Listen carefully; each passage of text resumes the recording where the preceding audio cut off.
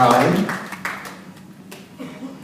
Alex Neppa, DJ Kid, AD from Pennsylvania, partner at a 12-employee, note that word, multi-op, co-founder of Nightlife Media Labs, marketing, web design, logos, etc., remixer on Crooklyn Clan. Yeah, thank you both.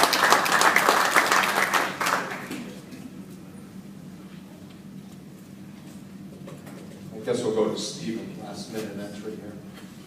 Stephen Lionel, owner of Atlanta-based production company Extreme Event Design, also owner of Atlanta Photo Booth, great photo booth, full-time DJ since 1998.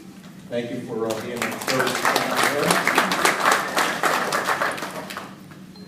Goes to show you when you get over it with glasses, you can still read, hopefully. DJ Toad, Cincinnati, Ohio. I go back a lot of years with Toad, 21 years as a bar, corporate tour DJ, special events DJ. He's performed and has spoken at over 2 dozen industry conventions.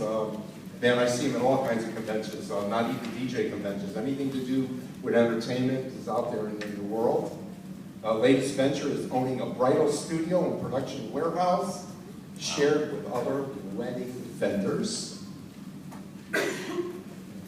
Terry, we got 2 5s, but we'll go with the first 5. Mr. Weldon, Jason Weldon, owner of Surgenic Sound and Lighting, right? And you just did a great presentation, I understand. 2 days of teaching DJs and lighting designers how to do lighting correctly. I know you missed it. I missed you guys. It's so great to have you on the panel.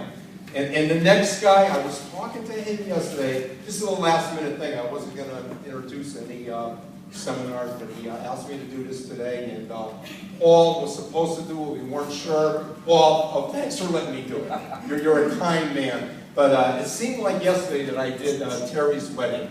And he was only like 15 and 16. But wow, he has grown. And we can talk about that some other time. But DJ Terry Moran, Titletown, USA, that's in Massachusetts. He's the owner of Crown Entertainment and Bar Pub Fun.com. Am I saying it right, Terry? I just want to make sure. DJ hosts Bud Light Tour, tours for the Rolling Stone and Nike and Ford. He owned a nightclub, host of American Destinations and Discovery Channel, and his company does 800 trivia nights a year. It gives me pride and admiration to present to you at this time DJ Terry Moran and his crew.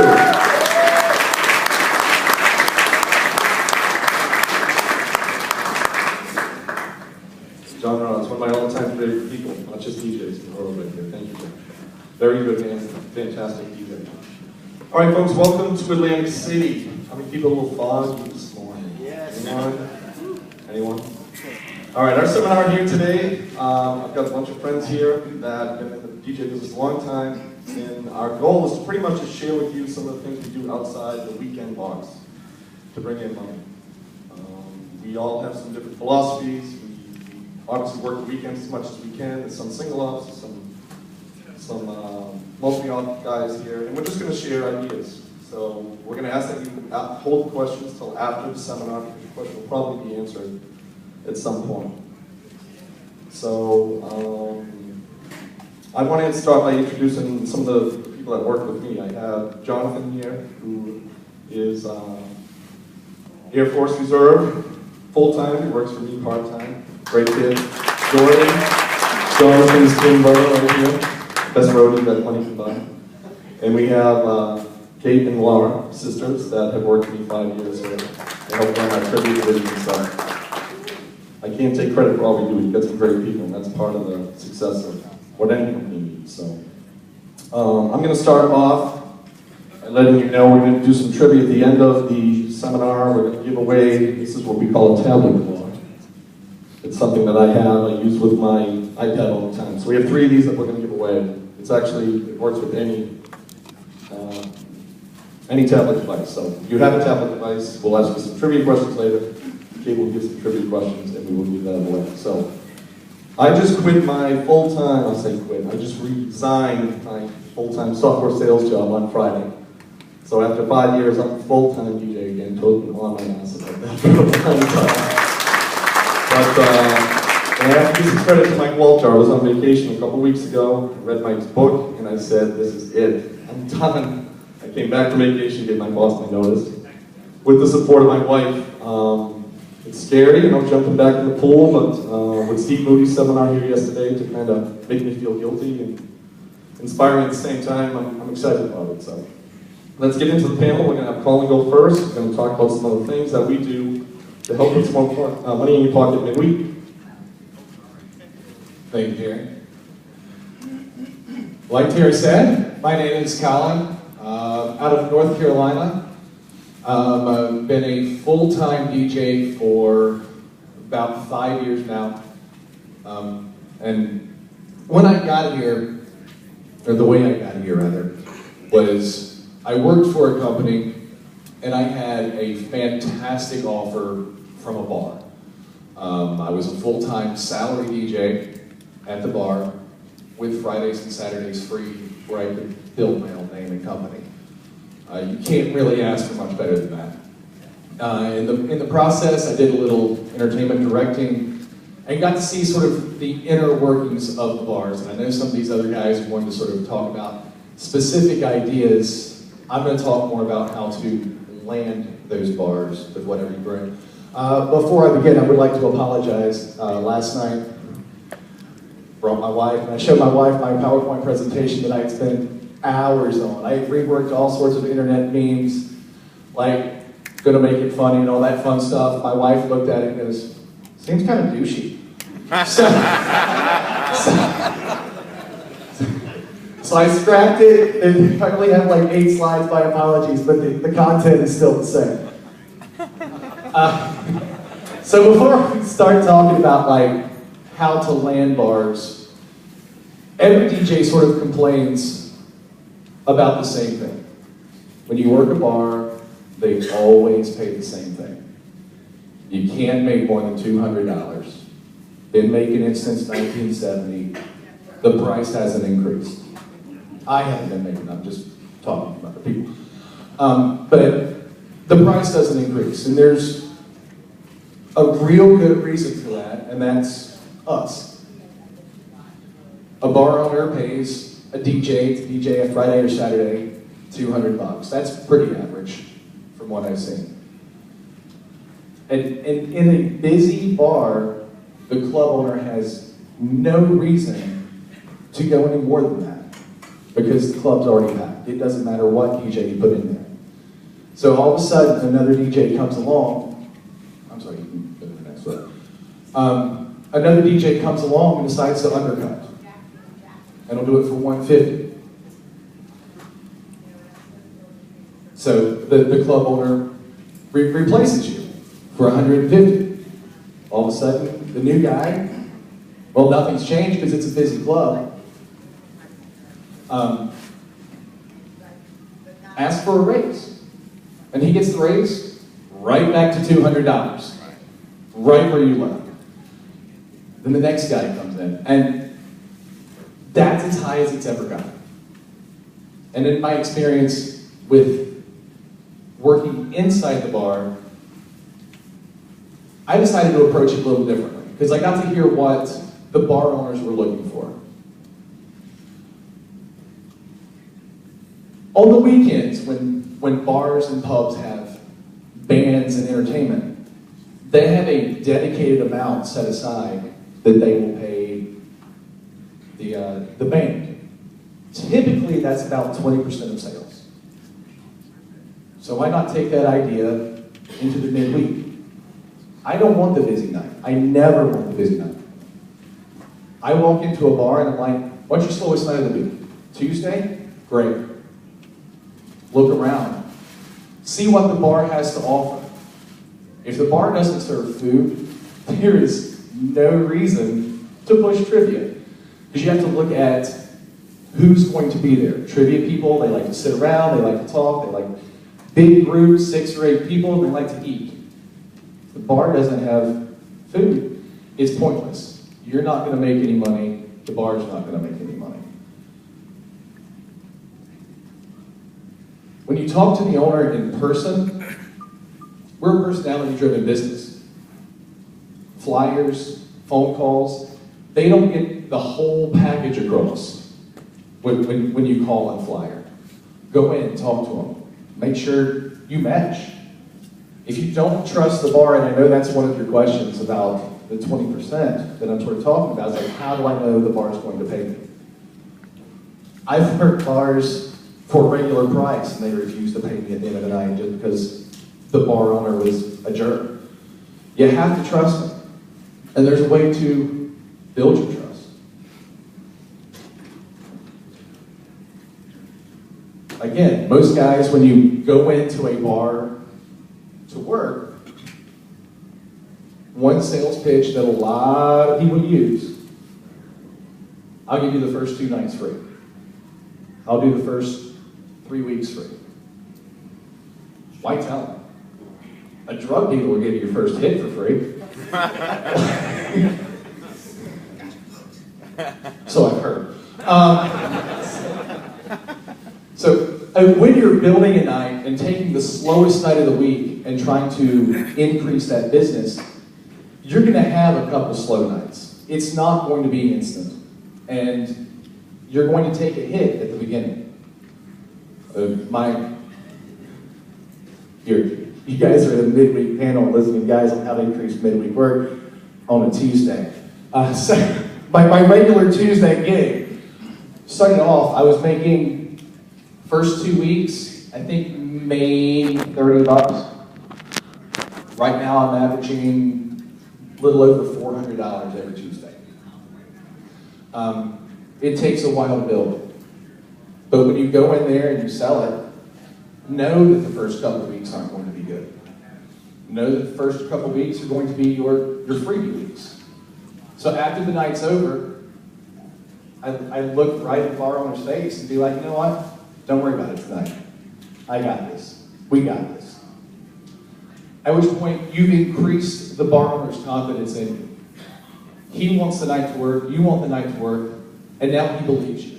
You aren't just another DJ in there looking for a paycheck. You want to increase the night. You want to increase his bottom line.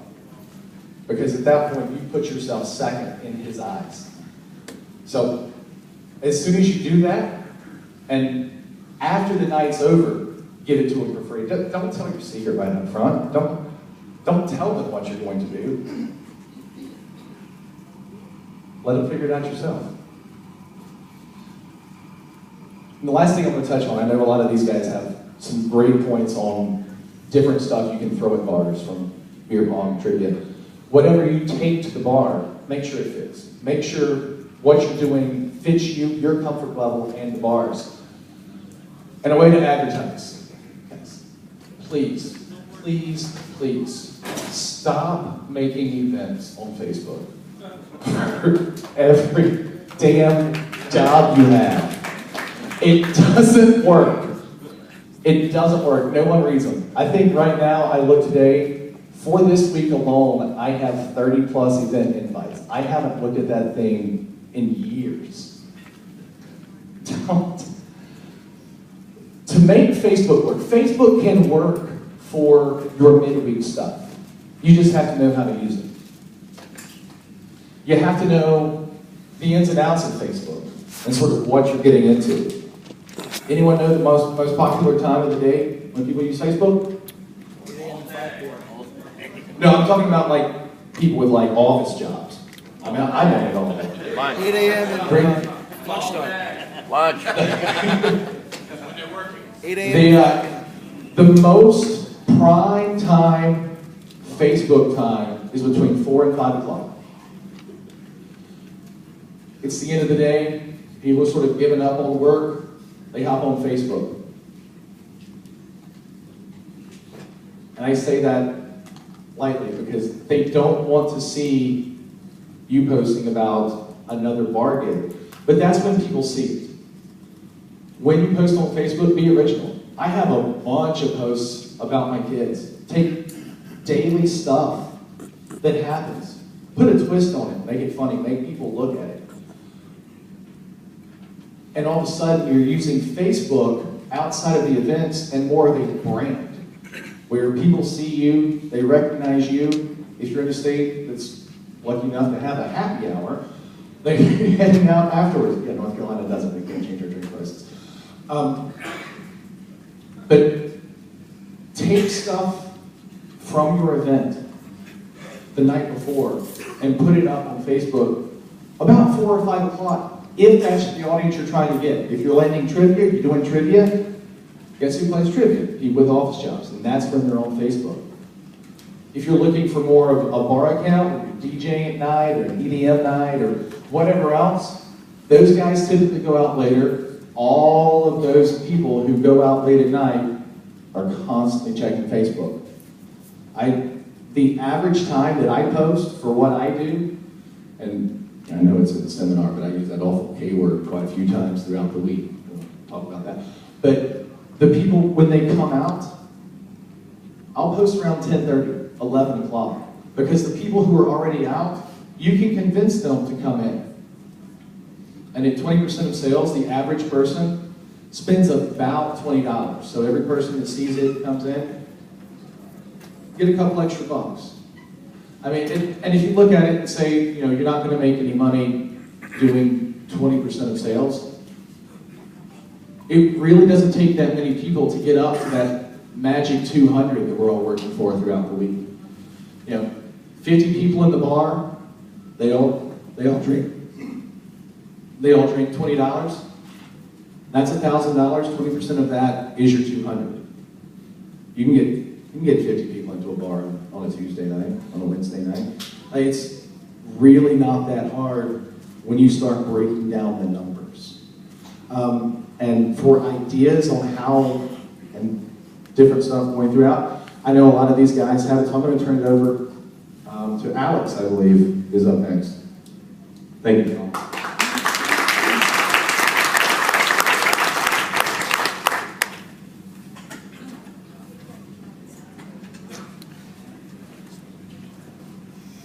How's everybody doing this morning?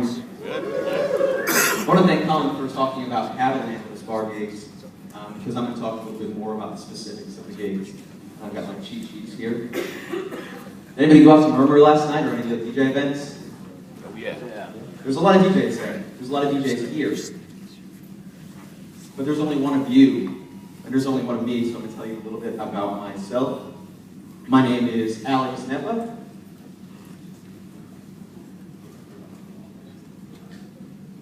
Cool. We go by, my name is DJ Kid AB on the stage. I am a co-founder of Nightlife Media Labs. We do websites, logos. Yeah, there we go. There's a picture of myself. The slides go pretty fast, so you can just kind of flip through them as I talk. As the DJ Kid AB, I do nightclubs across East Coast. I've opened up for DJ Tiesto. I'm also an entertainment manager at Indigo Nightclub in State College, Pennsylvania, on the campus of Penn State. We gross about $5 million yearly, so it's a pretty large nightclub. On any given night, it's about $25,000 to $40,000 in nightly sales. And also, I get pretty tired doing everything that I do, so sometimes I fall asleep in my food. But back to there being a lot of DJs and only one of you, I'm sure most of you guys struggle to stay busy on the weekends. So being able to actually fill your weekdays with work is another struggle in of itself. But if you're looking to fill those weekday spots, and you're anything like me, you're not really cut out for karaoke. As you can see, I'm nervous as hell up here. So I can't host game shows. I can't park cars as a valet. That's a couple slides there. And I'm definitely not cut out to run with scissors. But if you want to do what you're great at, and that's being a DJ, going back to the core of what you do, there's so many DJs working for so little money, as Paul pointed out earlier, and only about $200 a night on average, people fighting for that kind of pay. How do you get what you're really worth on weekdays? Because everybody wants to make piles of money. And Now I'm going to make an Entourage reference right here. What if I told you that you can mentor a young DJ, do what you love, and make money for yourself? Does that sound like something you might be interested in? All right. And I think we've got a picture of Martin Landau out there somewhere. If you do watch Entourage. Anyway, I introduced myself earlier. I told you where I was from, and that's Penn State. So I'm going to have you guys get these Sandusky jokes out of the way.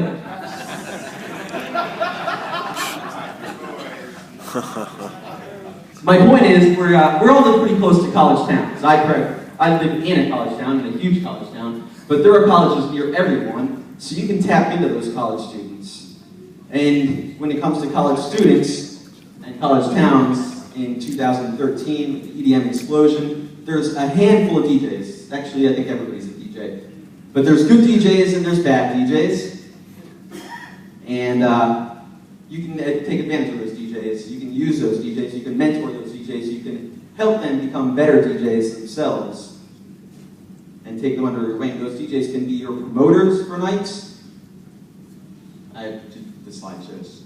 Yeah, just whatever. It's all good. I should have had a clicker.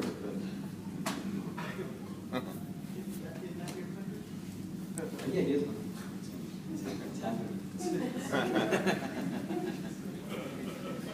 But these mythical midweek events, I haven't really mentioned, where they're taking place. Obviously, Colin touched on the bars and clubs. Everybody's got bars and clubs, and Colin touched on how we get some of those gigs.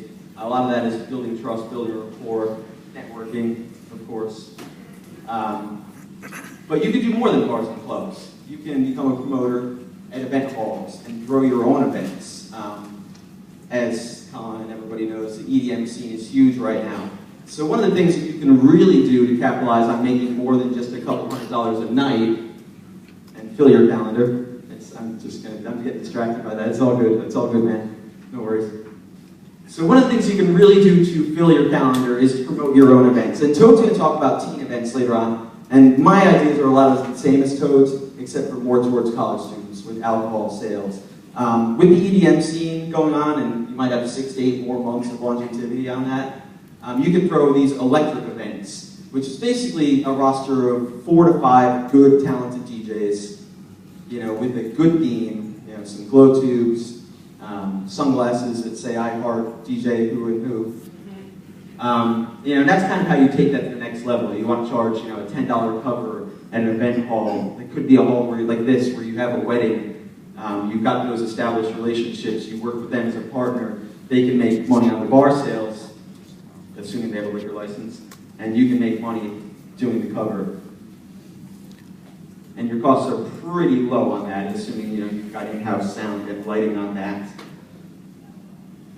But going back to bars and making a little bit more money at bars, you can also work a deal on a back door with the bar owner, saying, hey, I'm going to take a percentage of the door cover, or all of cover if you're savvy enough.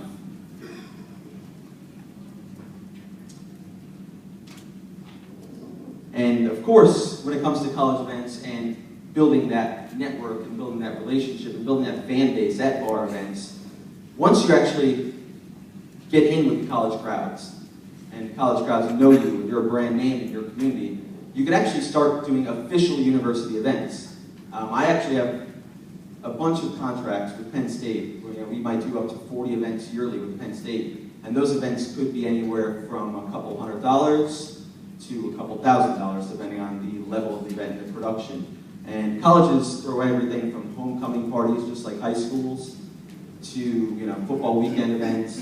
So always something there. How do you make the connections for college events? How do you find and recruit DJs for college events? You will make money! One of my favorite people to listen to and read is Mike Walter, who's over there in the corner. How you doing, man? If you don't have Mike Walter's book on how to run your multi-app, and you are a multi-app operator or even a single app, get it. Mike Walter has a whole chapter on how to recruit, how to find good DJs, and he talks about hiring teachers as DJs since they have weekends and summers off. perhaps people who work at venues, you know, since they know music ins and outs.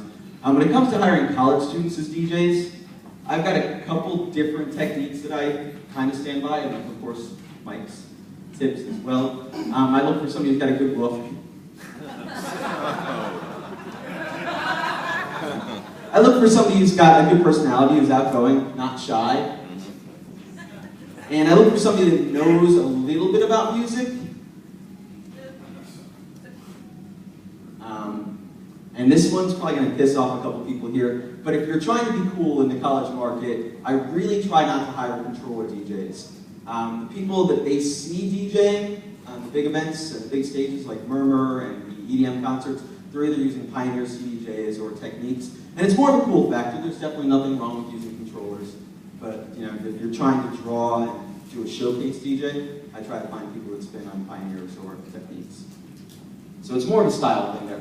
But hiring college students and using them as promoters, you want to find people that are well networked. And I'm kind of just going off the track here. People that are well networked are your student leaders, people in Greek organizations, whether it's social chairs. Of course, you know, they have to have some kind of interest in DJing. They've got to be personable and outgoing. But those are the kind of people that, you know, can help promote. They've got a big reach. Also, people that are part of student leadership organizations, whether it's a homecoming committee or, you know, even the university president. So. Now, promoting college events, you know, I assume everybody here is a pretty talented DJ. But if there's some newer DJs out there that are trying to kind of get their footing for events, and you're not quite at the skill level of mixing that you need to be able to admit your weaknesses and play to your strengths. So let's say you're great at sales, you're a new DJ, you've been doing it for a year, and you don't quite have the, you know, mainstream new music knowledge, whether it's, you know, the hottest club tracks or, you know, being 6 months ahead of the music curve. That's where you need to admit your weaknesses and just hire and promote other DJs. And you know, that's obviously sometimes a bruise to your ego, but if you're making money, you know, there's no such thing as bruising your ego. So, one thing I'll admit right now, as far as things that I suck at lighting design. Like whether it's, you know, setting up a simple uplight or, you know, programming DMX, you know, I could barely do it. But I know that, and I hire people to do that for me that are great at it. So. But of course, we're going to be answering questions later. I apologize for my slideshow. If anybody has any questions for me, you know, and wants to talk one-on-one where I'm much better at, feel free to hit me on Twitter, right here face-to-face, email me, or visit my blog at Nightlife Media Labs. I'm going to pass it off to Derek. Thank you, guys. Next, I'd like to introduce Stephen Lynch, Steam Event Design, Atlanta, Georgia. Hey, how are you? I'm going to stand right here. I don't have the great slideshow, and I'm not the great orator, so I want to just go ahead and give a few ideas that we have. My business, we make a lot of money picking up the scraps that other people leave behind. And some people may call that bottom feeding or something like that. What I find is that there's a lot of things we can do, like trivia, bar things, karaoke, photo booths. These things can be great pathways to corporate work. And that's what we've really moved into over the last couple of years. For example, customers will call you for something like trivia, and that turns into a really, really small, you know, payout for you during the week. But they'll do that on a Tuesday or a Wednesday. And if you know they're at the W Hotel, for example, you can go ahead and ask them, you know, who's doing your AV? And that's one of the things you really need to know is what your local AV scene is. Across the country, there's a bunch of different companies like PSAV, Swank, VER, Brightstar. These guys really bend customers over on AV stuff. So when somebody calls you for something like, you know, a photo booth during the week for a luncheon, you can ask them, you know, who's doing your AV? And then you can talk to them about, you know, how you could possibly even get them a photo booth if they let you quote it out. What really struck me was, I'm going in there for a, you know, for a $700 or $800 afternoon luncheon gig, and finding out they have a $13,000 or $14,000 budget for their AV. We all own the equipment to do the AV type of stuff. We own microphones, we own projectors. So that's one of the things that we've really started working on, is going after the corporate people. I go around town during the week as well. You can send messages to people, you can go out and mail things. I find that walking into large companies and getting to know the lady at the front desk and stuff like that is wonderful for helping to spread the word about what you can do. One of the other things we've started doing is, and I call it guerrilla uplighting. We basically have gone around town, we've taken all the venues, and we've gone and lit them at night when nobody was there. So we've done the civic centers, the city hall, and all kinds of things like that. Well, I found that recently I've started getting all kinds of calls for dropping off wireless lighting at events that I didn't even know were going on. I mean, Chamber of Commerce, little business meeting shows around town and things like that. So that's one other little idea we've had. The other thing is I started off, I got into DJing by getting laid off from my engineering career. And I was sitting in a bar getting hammered one night, and it happened. And I wanted to sing karaoke, and the guy wouldn't let me do karaoke because I didn't want to pay him $20 to bump my way up to the top. So when I started off, I owned a small system that I bought to DJ my sister's wedding. And I talked to this guy and started doing karaoke. At one point, around 2007, 2008, I had 50 karaoke shows a week. So we were making like Scarface money. I was calling down to piles, to buy all the Red Bull I wanted.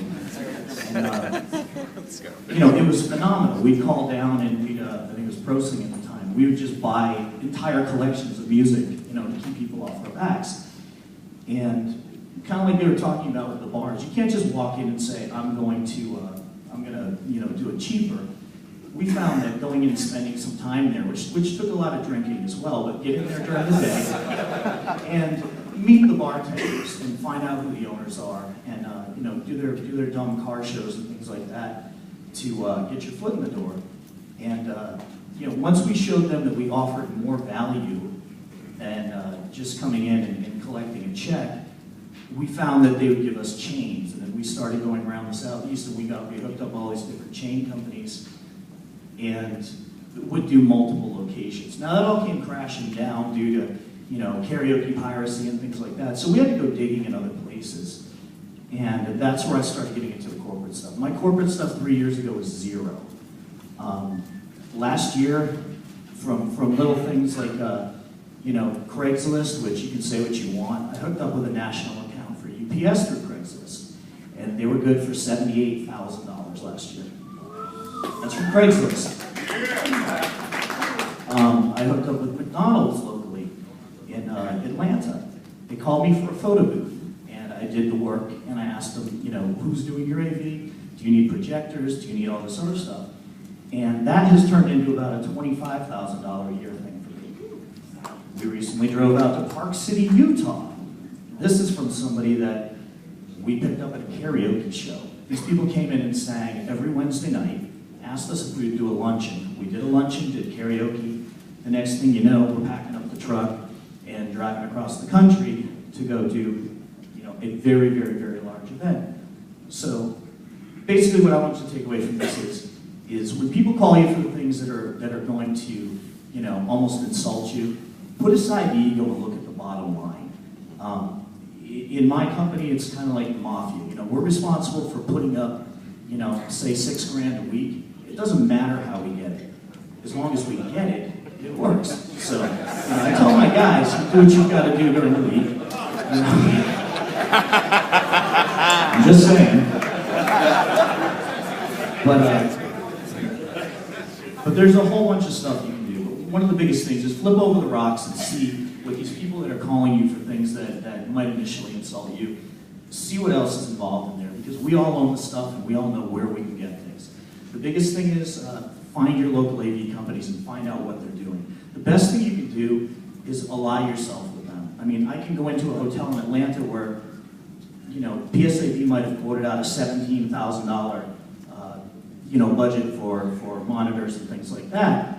I can go in there with my company, I can do it for $9 and be in and out of there in 2 hours, and $9,000 is a lot of money for a Wednesday afternoon. So, and I can rent the stuff half the time from the same company that they'd be renting from. So get yourself accounts with these large national companies, and you'll be amazed how much work they send you when somebody's running out of a budget. And that's about it for me. I'm gonna pass it over to two here. Thank you, Stephen. That's an important point. I mean, and that's what we're trying to talk about here. The midweek stuff, I look at it as, a couple trivia gigs, well, that's $300 a week, but over 52 weeks, that's $15,000, So you have the big one-shot deals that come out of doing good shows during the week. But for me, I also look at it as a cash flow thing where, if we have this going on all the time, you can always count on that cash, Everyone wants to hit the grand slam, but kind of like everyone. But for the most part, you want to have all those singles and doubles too that put all the income in your pocket. Hey guys, DJ Toad out of Cincinnati. How many people are only here because you got scared out of bed by that alert this morning? The building is not going to flood, regardless of that notice that many of us got. You can go in your settings and turn that off, by the way. There's so much information to share here. I'm going to focus on one particular case study of a thing I've done. I love doing proms. Love bringing out the big setups, the big screens, the trussing, the lights, multiple subwoofers.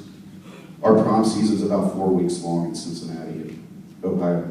It's so hard to justify spending all that money on all that equipment. So how do you put it out there the rest of the year? I've been fortunate enough the last 4 years to be able to extend that prom season about 12 weeks due to a local water park hiring us up to do a team dance every Tuesday night. I'm going to try to be as specific as I can as how we acquire that and how we service that and what you need to do. The way we got this event, it's something that had been going on for a good 20 years. I'd always had my eye on it. I drive by it at night on Tuesdays and see this massive setup, and how do I get that? And it's been through patience. 4 years ago, we did a high school homecoming, big massive setup. We did Text Live. This is when, we're one of the first adopters of Text Live, where we had that running in the schools. Kids are able to text each other and put things up on the screen that we edit, of course. We don't allow them just to throw anything up there on the screen. So happened that the daughter of the VP of operations at this water park was at the event, went home and told her mom what a great time we had, showed her pictures, told her about the whole texting thing we had going on, and the following week I got a call to come in and have a meeting with the VP of operations at this water park. I think the alerts screwed my phone up here. Met with her, I got, we had a casual sit down, and I mostly let her talk about what the needs were. It's a party that had been going on for 20 years. Why are you calling me? And it turned out that the professionalism wasn't there with the group that they had currently DJing, playing unedited. They were playing unedited songs. We deal with an age group 13 to 18 years old, and you had people making inappropriate comments on the mics to these teenagers. So the big concern was that this was kept family friendly and clean edited from the perspective of the person producing the show. The behavior of the kids on the dance floor, that's a whole other matter. But, it's not a school event, it's a private event, and the kids like it if they can cut loose a little bit more than they could maybe at their school dances. But we took those concerns, and after meeting with her, we developed a 2-page PDF with pictures that gave it explained our history, it explained our capabilities of owning everything in-house, having backup, being liability insured, and everything else that a major corporate company is going to be concerned about. And we laid out how we felt we could help them, came up with some ideas. The text, they hadn't been doing the texting thing. They hadn't been bringing in other entertainers to supplement us DJing, so we laid it out. We made a nice price for every Tuesday night. That was it wasn't what we were getting for proms, but it wasn't bar money either. It's a very lucrative amount we asked for. We came in and did it, and we've been doing it for 4 years now. Some of the keys, I think, that have kept us there. Again, it's keeping things clean, keeping things professional. The text to screen, Text Lab, as we mentioned, we developed a database through that, through all the kids that come. So it's a great marketing tool. Our database of kids is about 2,000 kids right now. Every year we lose about 500 because you have a constant churning and turnover of them going off to college. We're able to blast specials to them. We do it a couple times a season because if you text kids every week, the hatred, if you think there's hatred on DJ idea sharing, wait till you text 2,000 teenagers twice in 1 week. They're going to kill you. And I think that goes along with all social media. I mean, you just can't, as Colin mentioned, don't make an event for your weekly event. You know, put up a post about it, but don't try it into the ground. The other things we did that I think were real successful, we made a custom step and repeat with the sponsors of the event. Also got our logo in there. When the kids walk in, they get their pictures. They get a card that says, go to Twitter, Instagram, and Facebook to see your pictures. Tag yourself, tag your friends, and it just blossoms out from that. Social media has got to come from the end user. It can't come from the person producing the thing. We allow the kids to create that buzz on the social media. And I think that's the biggest misunderstanding of social media. The corporations just don't get it. We can't force things down their throat. You've got to let the users run that. We also do that with the music. You know, we totally rely on the request of the kids to steer the musical direction. I've become very familiar with Sage the Gemini this summer. Has anybody else heard of Sage the Gemini? Yeah.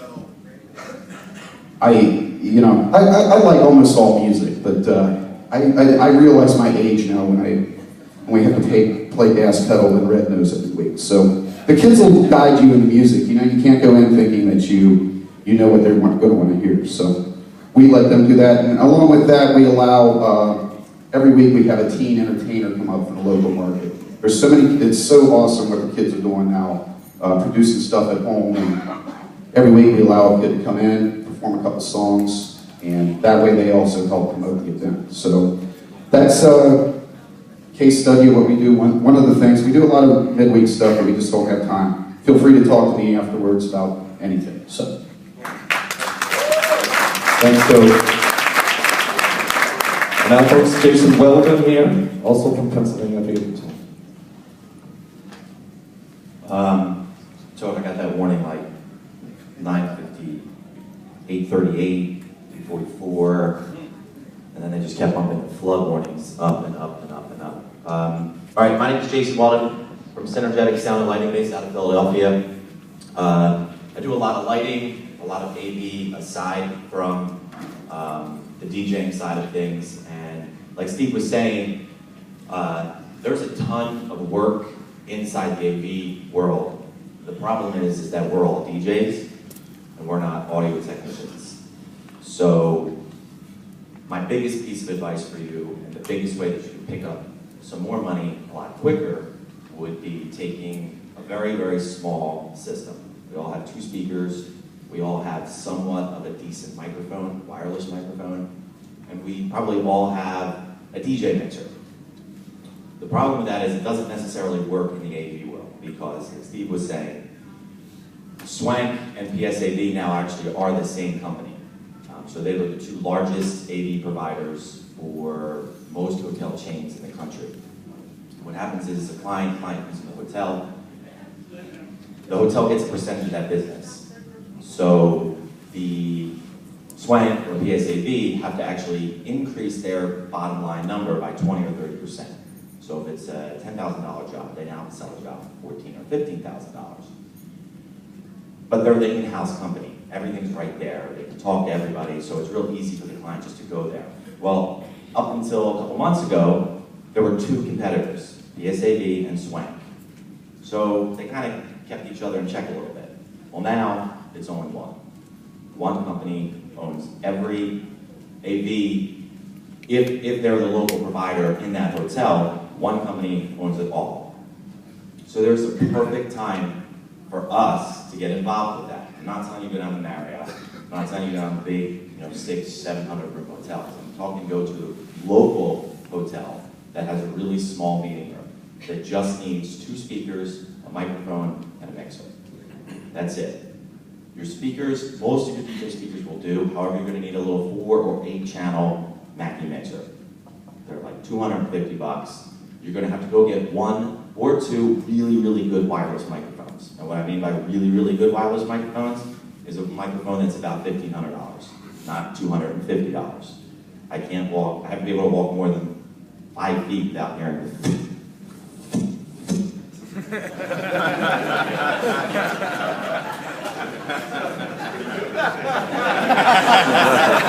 Good impression. Lord. So, as we're all normally a little cheap, we can't be cheap, we have to actually buy good gear. The next thing is how you're going to quote that job. So you don't quote it as you would a DJ package. It's going to be $250. In that world, you actually get paid to set it up and take it down. So you have 2 different quote lines. You have your gear and your labor. And that's what they're used to seeing. So you can quote for your gear, your 2 JBLs, your 1 Mackie mixer, your 1 wireless microphone.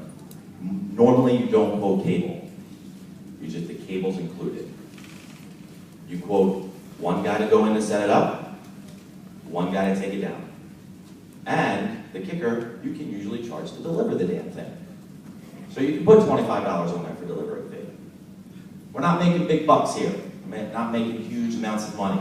You're talking typically $75 a speaker, $25 for the mixer, $60, $70 for the microphone, and somewhere around $125 to maybe set it up and take it down. So we're not talking big bucks. But I'm not in it to make a lot of money tomorrow. I'm in it to make a lot of money week over week over week over week over week. Do not get into anything bigger than that. $9,000 shows are great, and some of the people in the room can do them, but you're talking really, really large productions, and you're going to make yourselves look bad when you walk into the room. If you do want to get involved with that, my biggest piece of advice for you is just be the middleman and go hire the AV company. When you hire the AV company to come in and do it, you get to ask them as many questions as you want. What's that? What's that? How does that work? What's that? Because you're paying them. That's right. So you're getting education for free. You're actually making money on it. So go to the local AV company, have them come in, and then start little by little doing more of the AV work. But in the beginning, just take the 2 speakers. You might need an EQ. Don't tell them you're an audio professional. Don't tell them you're an audio technician. Don't lie to them. Just tell them what it is. Set it up, work it, drop it off, and then leave. If they try and ask you to do something more and you're not comfortable with it, tell them no. Just tell them no and go find an audio technician, because that's all they do. But the worst thing we can do is make ourselves look bad because we say, yeah, we can do that, and the whole time you're just getting and then the projector doesn't work because you bought it at Best Buy and the cable's not right and they don't have, there's a lot to get involved with it, and I'd love to help you out more if you have more questions. Some of the things I want to do, am I good on time? I am a huge proponent that the only way we're all going to make more money in this business is if you all quit your job. If you have a full-time job, you need to make it a game plan to quit by the end of next year. That's what you got to do. The people that are sitting up here, the successful people that are in this room right now, had no footprint, no game plan, no net. We just jumped off, and it appeared, and it's funny how we just made it. So the biggest thing to make more money would be quitting your job and then working more on your business instead of in your business. Because all of us do nothing but work in it. And you're never going to get ahead by constantly working in your business. You're just stuck in the rut going every day, every day, every day. Before you know it, you're 50, and you're in the same place you were. You got this? I didn't say really good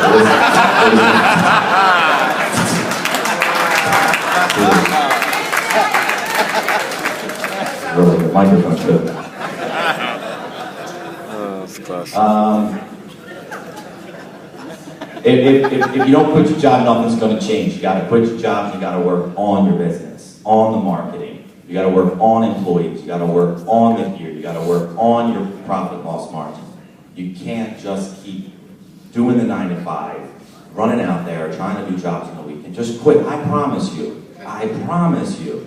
If you quit and give it 100% of your effort, you're going to wonder why you didn't quit 10 years ago.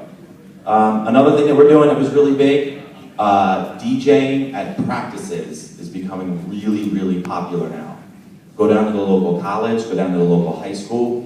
They're really getting into, Alex, I think this was happening up at Penn State. They actually will let you tie into their sound system, and they want you to spin a whole DJ set while they practice football, basketball, baseball. It's crazy. I mean, you're literally DJing in the stadium for like 60 people and they're jamming out, they're practicing.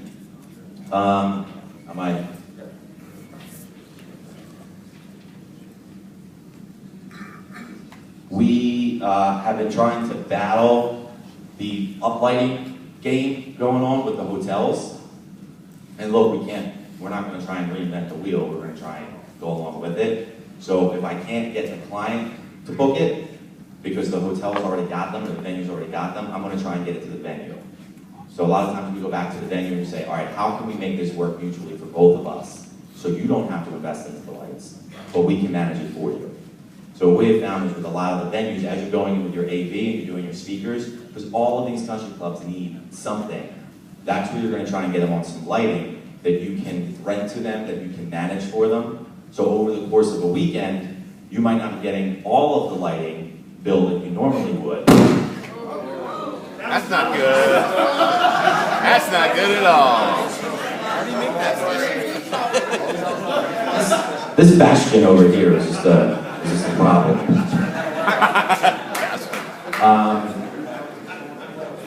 I'm done. I think that's it.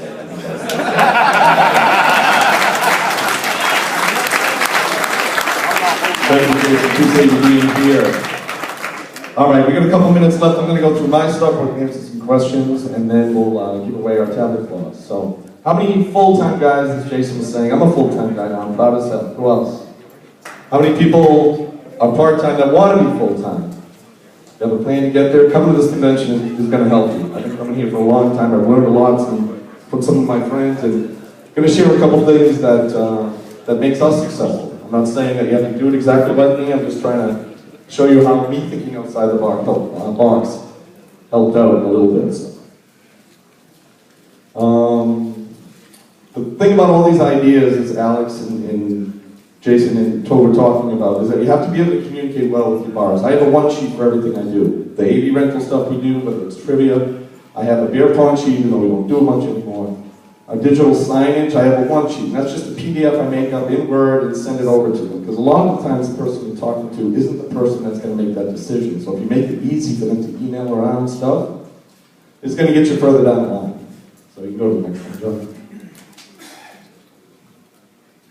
Beer pong. This isn't something we do much anymore, but it was the beginning of my bar consulting type company. I own a company called barpong.com that I've now sold. But this is something that's popular in colleges. They do it in bars all over the place, but everyone kind of does their own thing. If you do it, you want to buy the professional tables, you want to have a set of rules.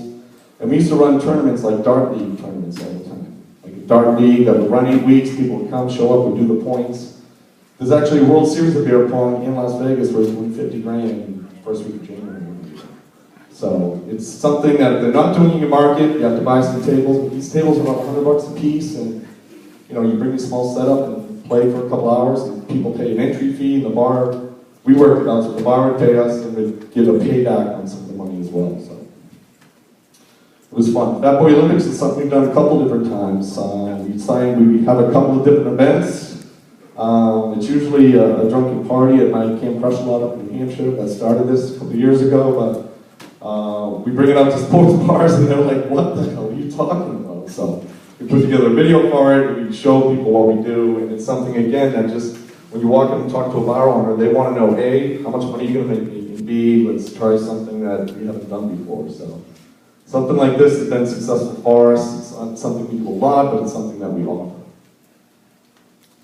The whole digital signage thing. This is my setup. I run Firetext. For for the most part, you can put a banner up there. We use this a lot. This has helped out a lot with corporate events. I actually do the Golden Gloves boxing tournament, and they sell sponsorships for the boxing tournament. We can have the sponsors permanently up there.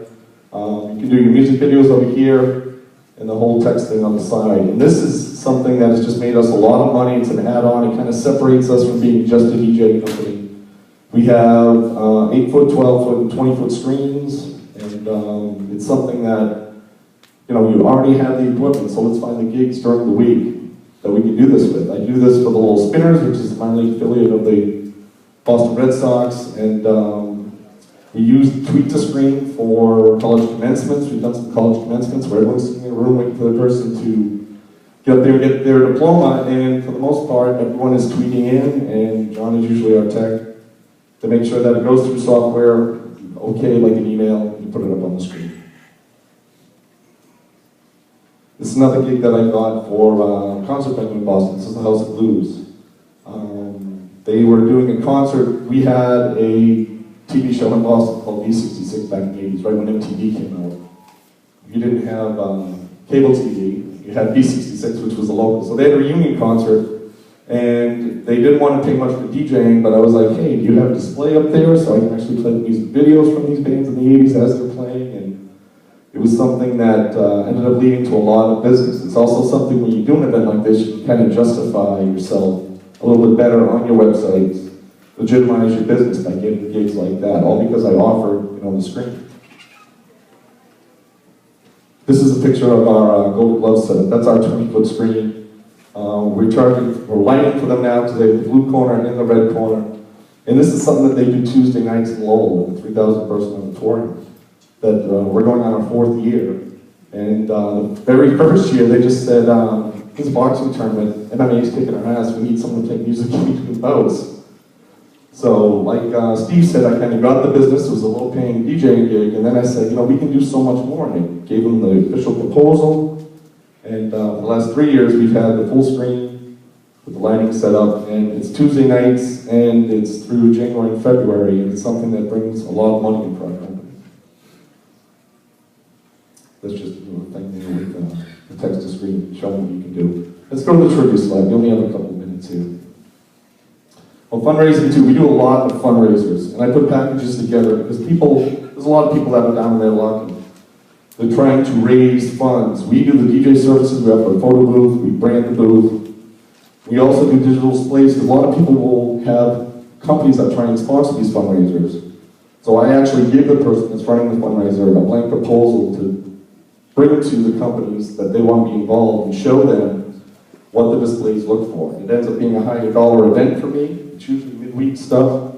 We also do a lot of sports memorabilia auctions. I worked out a deal with a distributor in New England that has, a literal 40,000 foot warehouse full of signed sports memorabilia that's all legit.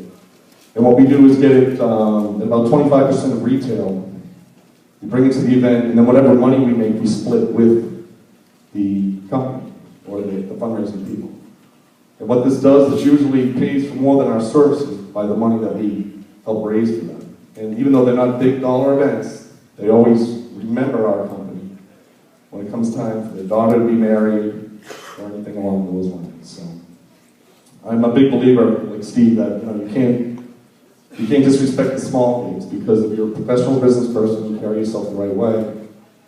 It ends up leading to long-term business down the road because people want to do business with people that they like.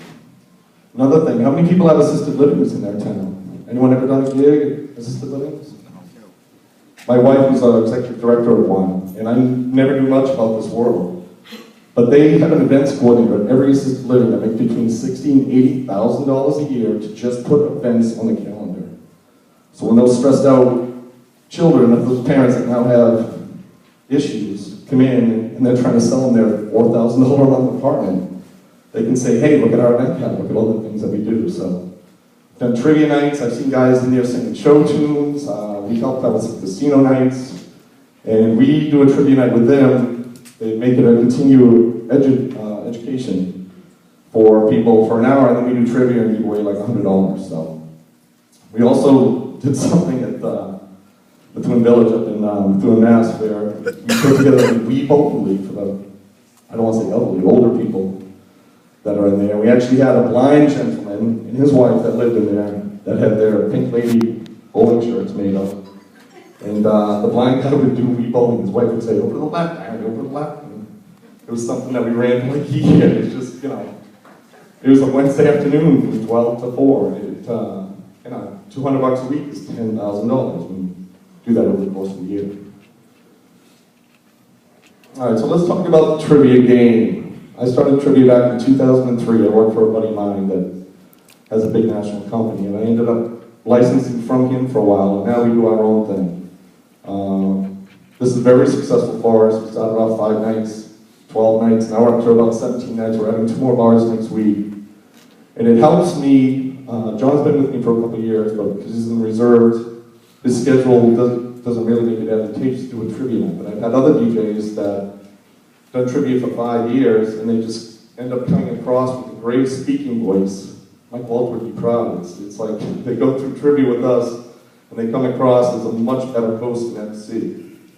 One thing that we do for trivia is that we ask for an 8-week commitment. I have a 1-sheet on it. We ask for an 8-week commitment. We create all the posters for them, and we have 4 different flavors. Some of our bars, I have one bar that does 4 nights a week with us because we offer different flavors. We have general trivia. We have sports and entertainment trivia, internet type stuff. We have Family Feud version of our game, and we also have what we call the Rock and Roll Bingo flavor.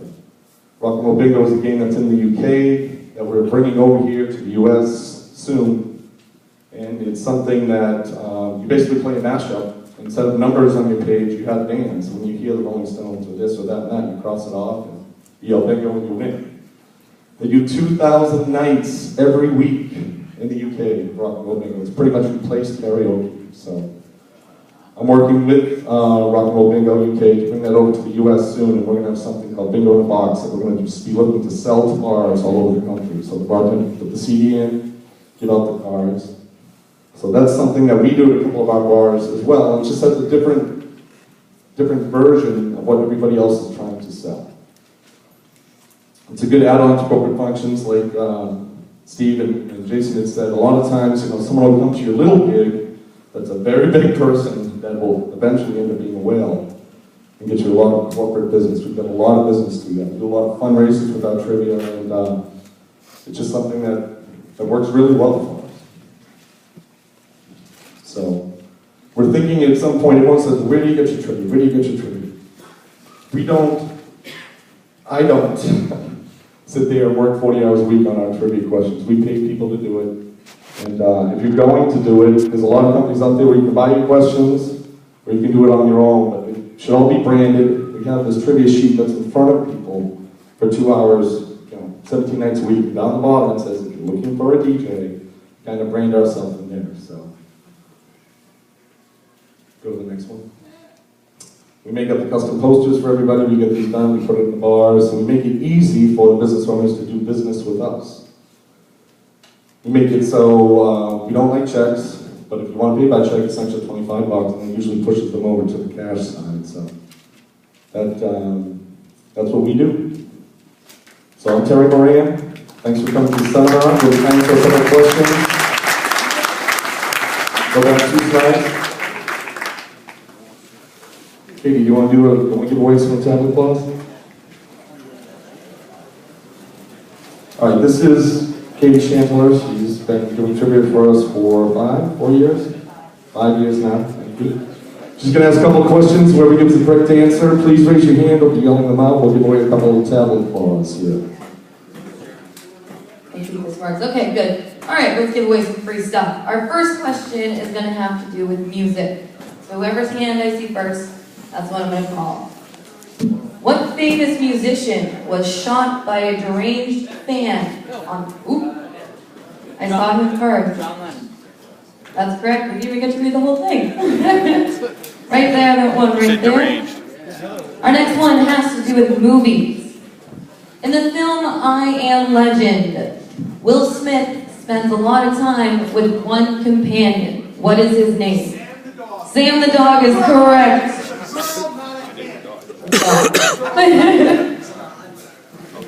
Our next question and the last one for our free giveaway. This has to do with do-it-alls.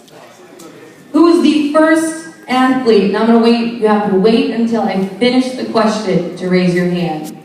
Who is the first athlete to hit a major league home run and make a professional football touchdown in the same week? I saw one hand all the way back there.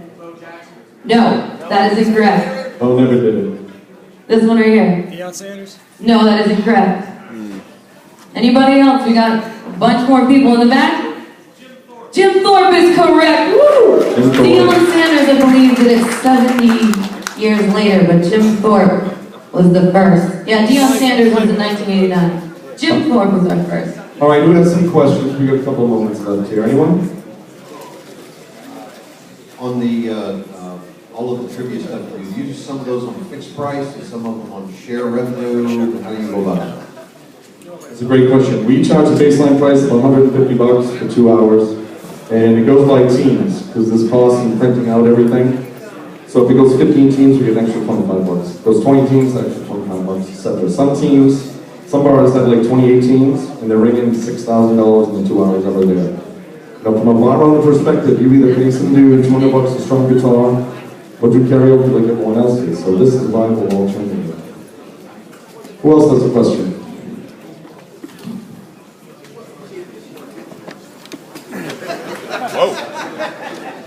Not so much a question, more so, I guess, an idea. I'm a firm believer in playing to your strengths, and I graduated with an education background. So I went to community colleges around my way, and I said, I'm going to put a course syllabus together because everybody wants to be a DJ nowadays. So I put a course syllabus together as to how to be a DJ, you know, how to set up equipment, differentiating different types of wires, and you know, pretty much the whole type of thing. And Ask us a question. Ask us a question. We'll never get that. okay. Well, I was going to ask about the text. I use Firetext. Toby uses Text Live. I'm actually a dealer for Firetext, so if any of you guys want to get into Firetext, email me and I can get you a 15% off price. It's something that we use a lot and we charge a lot for. We do beer festivals, we do, like I said, we do beer festivals, we do college events with it. Harpoon Brewery has a huge brew fest every year we do. So it's just basic AV, a projector, and a PC mounting. Hi. All right, question. Should you have a separate brand and website for this midweek stuff like trivia? Yeah. Well, that's what I did. BarPopCom.com is that exclusively. I refer to my DJ site from it, but I don't refer to it from my DJ site, if that makes sense. Like, I want brides to know if they're doing trivia, hey, this guy has a real, I don't want to say real, he has a DJ company as well. But I don't want to have it on my site when I'm trying to sell the high-dollar weddings and corporate that, you know, we also do trivia. I'm not ashamed of it, I just think it's two different worlds and they don't really collide unless someone's looking for a DJ. Who else has a question? When you set your price points, how do you distinguish between percentage of the gross or the cover and the flat rate? We charge a base rate for trivia. It was Colin that was talking about working with the revenue.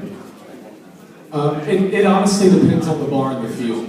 If it's like a highly successful restaurant that has a bunch of tables, they're obviously not going to go for a percentage for the night stuff. I'll orchestrate it from the time I'm there for a percentage. But I run every Thursday I do a high-end bowling alley, and they do so much business they wouldn't go for a percentage at all. So I went the normal rate, just normal flat rate.